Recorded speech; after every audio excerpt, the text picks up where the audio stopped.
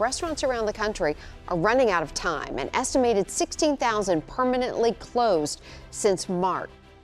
Right now, somewhere in America, a padlock is going on a fast food door that used to have a line out of it. These are not fluffy rebrands or strategic pivots. These are permanent closures, bankruptcy filings, and mass layoffs happening in real time. 15 chains are shrinking, and the reasons behind each one are more infuriating than the last. Here is every single one, counting down to the chain whose collapse was engineered from the inside. More than 400 local fast food restaurant workers are losing their jobs as a franchisee closes more than 24 Burger King restaurants. 15. Burger King. Burger King has been quietly bleeding locations for years, and most people have not noticed because the brand is so ubiquitous it feels permanent. It is not. The chain's parent company, Restaurant Brands International, made a colossal strategic error. Instead of investing in food quality and customer experience, they pumped billions into a remodel program called Reclaim the Flame, expecting shiny new dining rooms to fix a fundamentally broken product. They assumed customers wanted prettier tiles. Customers wanted a better burger. Meanwhile, competitors like Smashburger and Five Guys were eating their lunch literally by simply making fresher food. Burger King responded by raising prices. A Whopper combo meal in most American cities now clears $14. That is the same price range as a sit-down casual restaurant, except you are eating in a plastic chair under fluorescent lighting. Burger King is collapsing one franchise at a time. But the next chain did not just lose franchisees, they lost the entire identity that made them a household name. 14. Boston Market. Boston Market was supposed to be the answer to the home-cooked meal you did not have time to make. Rotisserie chicken, real mashed potatoes, creamed spinach. It was fast food pretending to be Sunday dinner, and for a long time it worked brilliantly. Then, the private equity owners ran it straight into the ground. At its peak, Boston Market had over 1,000 locations. Today, fewer than 25 remain open, and that number is shrinking every month. The collapse was not gradual, it was a controlled demolition. The chain's ownership, a private equity firm called Engage Brands, systematically failed to pay vendors, landlords, and workers. Employees across the country showed up to shifts and found the doors locked with no warning. Locations were shuttered midweek, midday, without a single notice to the staff who depended on those paychecks.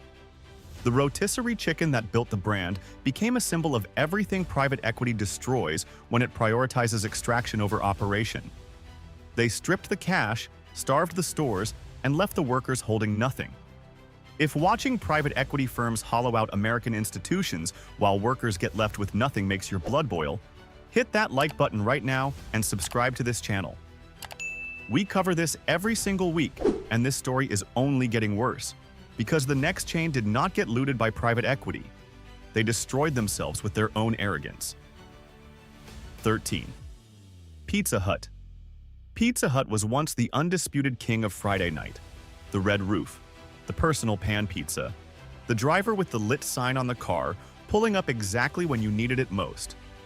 But Pizza Hut's franchisees made a decision in 2024 that revealed exactly how little they valued the people who made the brand work. When California raised its minimum wage for fast food workers to $20 an hour, major Pizza Hut franchise groups did not absorb the cost. They did not adjust margins. They fired thousands of delivery drivers overnight and handed the entire delivery operation to third-party apps. The consequences landed directly on you. Your pizza now costs more because DoorDash tacks on fees, service charges, and a delivery surcharge on top of the menu price. It arrives cold because the driver is juggling 4 different orders from 3 different restaurants. And the people who spent years reliably delivering to your neighborhood are unemployed. Customers responded the only way that actually hurts a corporation. They ordered from local pizzerias instead.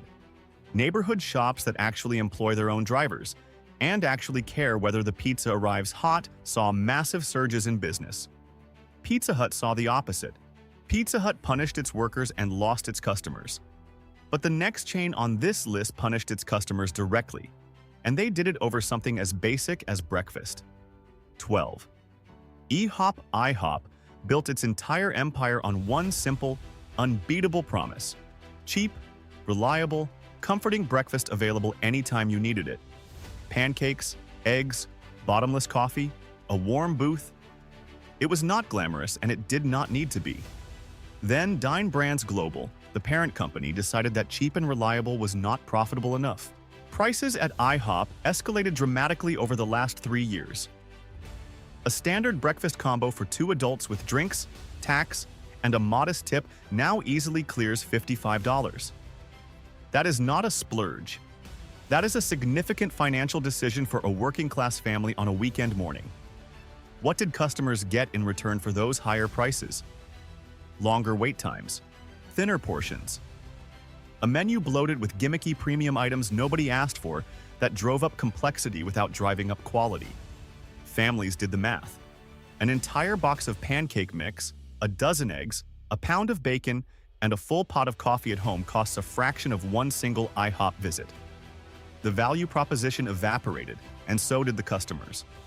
Dine Brands reported consistent traffic declines. Franchisees are closing underperforming locations at an accelerating rate. The chain that once had a location within driving distance of almost every American suburb is quietly and steadily shrinking. IHOP forgot it was selling comfort, not cuisine. When they priced the comfort out of reach, there was nothing left to sell. But if you think IHOP's identity crisis was bad, the next chain actively insulted the customers who built it on national television in real time. 11. Chipotle. For over a decade, Chipotle was the gold standard of fast casual dining. You stood at the glass, pointed, and watched a worker build something that felt genuinely generous. The burrito bowl was a monument to portion size and perceived value. Then in 2024, Chipotle started quietly shrinking those portions while loudly claiming nothing had changed. Customers noticed. They filmed it. A viral wave of videos spread across every social media platform showing workers tapping the spoon against the edge of the container, leaving bowls that were more air than food. People paid $14 for something that used to fill them up and left hungry. The corporate response was staggering in its arrogance. The CEO appeared on national media and told customers that if they felt their portions were too small, they simply needed to make eye contact with the worker or give a subtle nod. He told a nation of paying customers that the solution to shrinkflation was better nonverbal communication. All while quarterly earnings reports documented record profits driven explicitly by cost reduction and portion discipline. Chipotle got exposed not just for shrinking the food, but for lying about it with a straight face. The backlash cost them real traffic, and the trust they spent years building cracked visibly. Chipotle insulted your intelligence to protect their margins. But the next chain did not just shrink portions. They tried to charge you more for less based entirely on what time of day it happened to be. 10. A modern brand identity around being the scrappy, honest alternative. The Frosty, the 4 for $4 deal, the social media account that roasted every competitor with enough wit to earn genuine affection. They felt like they were on your side. Then in early 2024, the CEO sat down on an earnings call with investors and announced that Wendy's was spending $30 million on digital menu boards capable of implementing dynamic pricing. Dynamic pricing, surge pricing. The same algorithm that makes your Uber ride cost 3 times as much when it rains. Wendy's told investors they wanted the technology to raise the price of a bacon cheeseburger during the lunch rush because that is when you are the most hungry and the most likely to pay whatever they ask. The internet responded with unified, volcanic fury. The backlash was so severe and so immediate that Wendy's corporate began issuing statements within 48 hours, claiming they had been misunderstood, that the boards were meant to offer discounts during slow periods, not surcharges during busy ones. Every person who heard the original earnings call knew that was not what was said. You do not spend $30 million on AI-powered menu technology to give out coupons. The mask slipped completely. Wendy's recovered somewhat, but the damage to consumer trust was real and measurable. Foot traffic data showed notable declines in the months following the announcement. Customers who felt targeted as a revenue extraction mechanism took their business to places that still felt like a fair deal. Wendy's showed you the future fast food wants. But the next chain already lived that future, and it cost them half their locations. 9. Subway. Not long ago, the $5 footlong was practically the unofficial soundtrack of American lunch. Subway rode that deal to become the largest restaurant chain in the entire country by location count. Over 27,000 stores. More than McDonald's, more than Starbucks, more than anyone. That era is finished. The $5 footlong is a museum piece. The same sandwich now costs between $12 and $14 depending on location. But Subway did not just inflate prices on the customer side. They were acquired by a private equity firm called Roark Capital for nearly $10 billion. And what followed was a textbook private equity squeeze. Roark mandated expensive six-figure store remodels across the entire franchise network. They raised royalty fees. They tightened operational controls. They extracted more from franchise owners while delivering less in return. Operators walked away. Since the chain's peak, the United States location count has dropped by nearly 8,000 stores. Almost a third of the entire empire gone. In some cases, food deliveries simply stopped arriving at locations, leaving managers to find out the business was closing the same way customers did, by showing up and finding a locked door. Subway squeezed every person in the system until the system cracked. But the next chain squeezed something far more personal. The one daily ritual millions of Americans considered non-negotiable. 8. Starbucks. Starbucks spent years telling you it was not just a coffee shop. It was a third place, somewhere between home and work, where you belonged and where the barista knew your name. It was expensive, but it felt like it meant something. They destroyed that feeling deliberately, then kept raising the prices anyway. A drink that cost $4 in 2015 now costs $7 or $8 in most markets. For a college student or someone on a fixed budget, the daily latte shifted from a small indulgence to a genuinely irresponsible financial choice. Starbucks priced out the customers who loved them most while making the experience worse for everyone who remained. At the same time, when baristas across the country began organizing for better hours, safer conditions, and livable schedules, Starbucks corporate declared war on its own workforce. They cut hours. They delayed store negotiations. They spent enormous legal and organizational resources fighting workers who were simply asking to be treated decently. Meanwhile, the CEO received total compensation approaching $100 million in a single year. $100 million. The same company fighting a barista's request for a consistent schedule. Customers watched this unfold and voted with their wallets. Starbucks posted significant comparable sales declines. The in-store experience deteriorated visibly, with mobile order pickups creating chaotic bottlenecks, wrong drinks handed out routinely, and staff who are visibly stretched past their limits. The third place became a high-stress vending machine that costs $8 and occasionally gets your order right. If you are exhausted by corporations that treat workers as a problem to be minimized while executives collect nine-figure packages, subscribe to this channel right now. We are not done exposing this, and neither should you be, because the next chain did not just mismanage workers. They mismanaged an entire generational food tradition and handed the wreckage to the people who trusted them most. 7. Applebee's was never trying to be fine dining. That was the entire point. It was the neighborhood spot, the 2 for $20 deal that made a date night feel achievable on a working-class budget. The place you went when you wanted to sit down without planning an hour in advance or spending $80. Dine Brands. Global, the same parent company that owns IHOP, ran the same disastrous playbook at Applebee's. Prices climbed aggressively while the quality of the experience stayed exactly the same.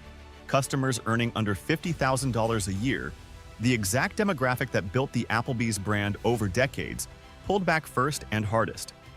Dine Brand's own corporate communications describe these customers as economically cautious. That is their phrase for people doing math and not liking the answer. The numbers are not subtle. In just the first 6 months of 2025, Applebee's franchises opened 16 new locations but permanently closed 85. 5 closures for every single opening. You do not recover from that ratio without a fundamental change in direction, and there is no evidence that change is coming. Customers who once considered Applebee's a financial win now describe sticker shock when the check arrives.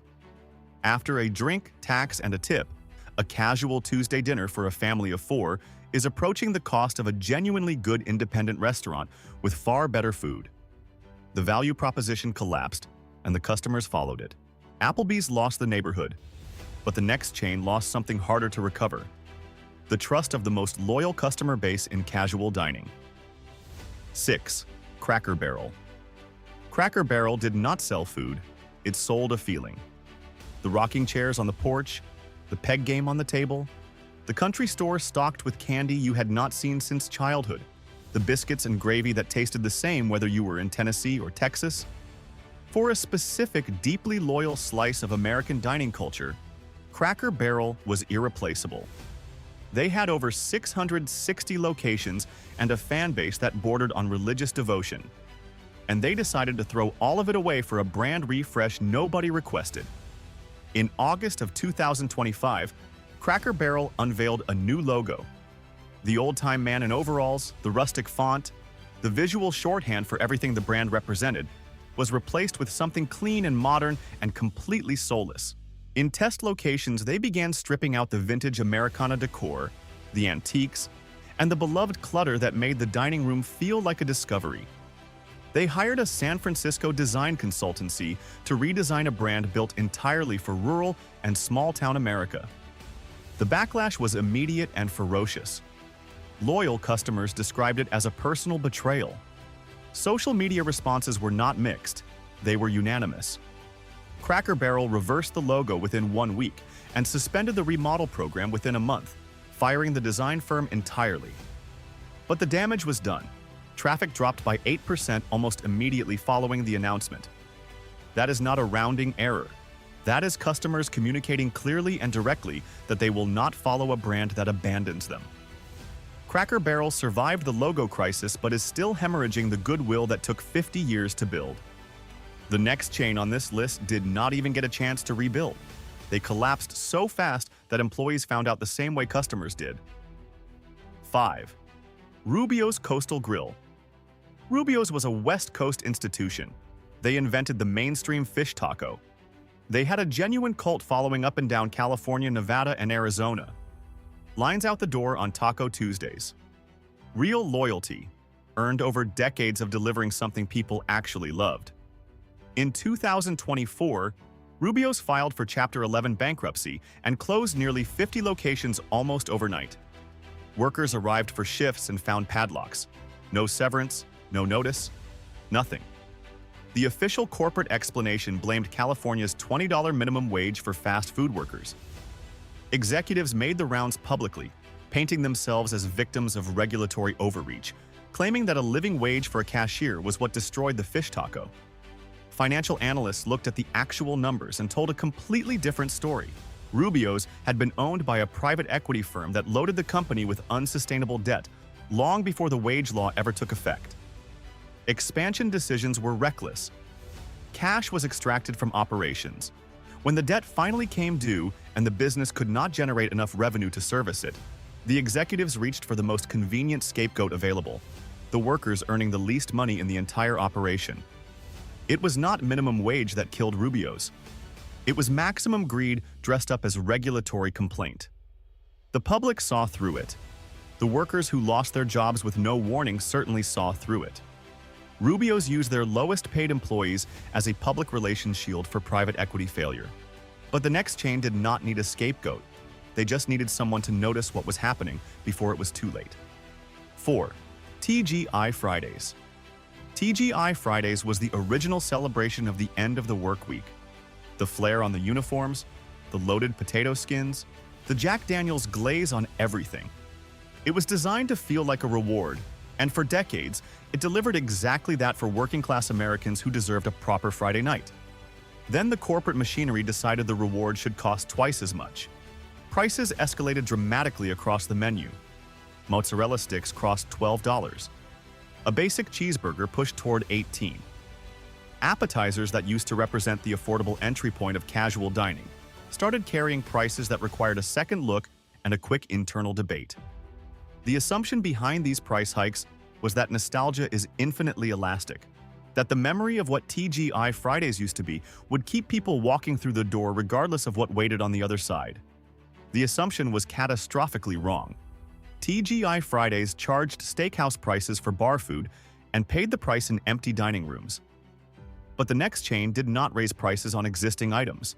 They raised money by selling the buildings out from under themselves, and the person who engineered that scheme walked away richer than you can imagine. 3. Buca di Beppo. Buca di Beppo was an experience before it was a restaurant. The walls packed with thousands of framed photographs. The tables built for 12 people minimum. The pasta arriving in bowls large enough to use as a bathtub. It was loud and chaotic and warm and genuinely fun in a way that most chain restaurants have never managed to replicate. Then the corporate owners decided to extract maximum value from every square inch of those enormous dining rooms, and the fun evaporated. Family-style pasta dishes climbed to $40 and above for ingredients that cost almost nothing to produce. The logic was that because portions were large, the sticker shock would feel justified. It did not. Customers are not fooled by volume. They know what spaghetti costs, and they know what margin looks like on a $40 bowl of it. Foot traffic collapsed. And in 2024, Buca di Beppo filed for Chapter 11 bankruptcy, revealing in court filings a company buried under tens of millions of dollars in debt, with local vendors unpaid and the financial infrastructure of the business completely hollowed out.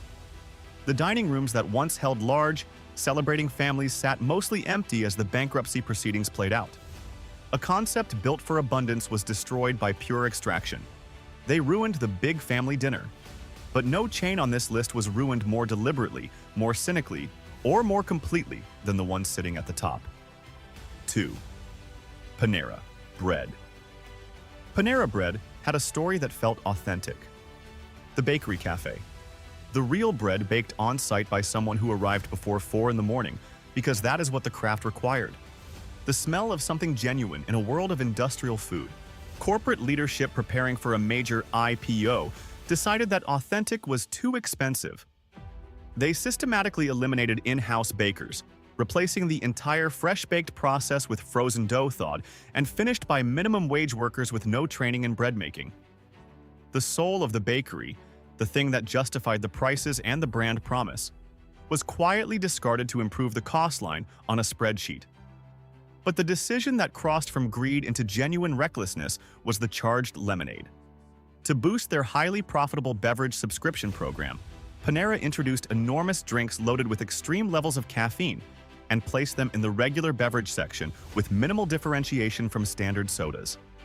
Multiple lawsuits followed, alleging that customers with underlying health conditions consumed the drinks without understanding the caffeine content and suffered severe cardiac events. Some of those cases involved fatalities. Panera fired their bakers to save money and pushed a dangerous product to inflate subscription numbers, all in preparation for a stock market debut that prioritized valuation over every other consideration, including customer safety. Traffic fell. Trust collapsed. The bakery cafe without the bakery is just a cafe with very high prices and a recent legal history. Panera hollowed out everything that made them worth visiting. But the chain at number 1 was not hollowed out by its own leadership. It was hollowed out by the people brought in specifically to own it, and what they did should be required reading in every business ethics course in the country. 1. Red Lobster. For millions of American families, Red Lobster was where life's real moments happened. Birthdays, graduations, the first real date, the anniversary dinner when the budget was tight but the occasion still deserved something special. The Cheddar Bay biscuits arriving at the table, the lobster tail under the warm light. It was fine dining for people who worked hard and deserved to celebrate. Wall Street decided that was a financial opportunity. In 2014, Red Lobster was sold to Golden Gate Capital, a private equity firm. What followed is one of the most cynical acts of financial engineering in the history of American dining. Golden Gate executed a sale-leaseback transaction. They took every piece of real estate Red Lobster owned outright. Every building, every plot of land that had been paid for over decades of successful operation, and sold it all to a real estate investment trust for $1.5 billion. They pocketed that money. Then they made Red Lobster pay rent on the very buildings it used to own. The restaurant chain went from having no rent obligation to carrying a massive, unavoidable permanent monthly expense that it had no ability to renegotiate or escape. The cash was gone, the real estate was gone, and the rent clock was running. Then came Endless Shrimp. Under the influence of a major seafood supplier that also held a significant ownership stake in the company, Red Lobster made the Endless Shrimp promotion a permanent menu item rather than a limited-time offer. The promotion lost approximately $11 million in a single quarter. The supplier continued selling shrimp to the chain at volume. The restaurant bled. In 2024, with debt it could not service, rent it could not escape, and losses it could not absorb, Red Lobster filed for Chapter 11 bankruptcy. Over 100 locations were permanently closed. Thousands of workers lost their jobs without warning. A 56-year-old American institution, one that had survived recessions, competition, and decades of changing tastes, was not killed by customers choosing to eat somewhere else. It was killed before the customers ever got a vote.